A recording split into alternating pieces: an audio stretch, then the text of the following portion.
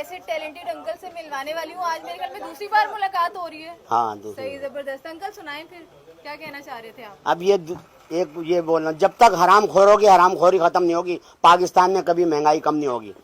ये वतन हमारा है, समझ में नहीं आ रहा है, ये किसी की समझ में नहीं आ रहा है, ये हो क्या रहा है। अपनी को अपनी की जान मन के खा रहे हैं सियासतदान, जीवे जीवे पाकिस्तान। पाकिस्तान का मतलब क्या, सारे पैसे दिला और मुल्क से फरार हो जा, पाकिस्तान जिंदाबाद। और पाकिस्तान से जिंदा भाग नहीं तो मार दिया। लाहौर लाहौर है और कराची उसका शोर है, कमा के देता है। जो गया उसका कोई गम नहीं, और जाए वैसे भी कम नहीं। बजाते रहो, सामने वाले ही तपाते रहो। जिसकी तपरी अपने घर जाए, बुरा नहीं मानना, डायलॉग है। आवाम सो रही है और महंगाई हो रही है। मुन्ना रो रहा है, दूध महंगा हो रहा है, और मुन्ने का अब्बा नफसियाती हो रहा है, और मुन्ने की अम्मा महके चली गई, वो ज्यादा नफसियाती हो गया। ये सब कुछ महंगाई की वजह से हो रहा है।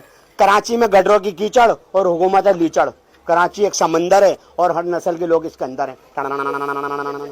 इंडिया चांद पे उतर गया और अब का पाकिस्तान हरामीपन पे उतर गया।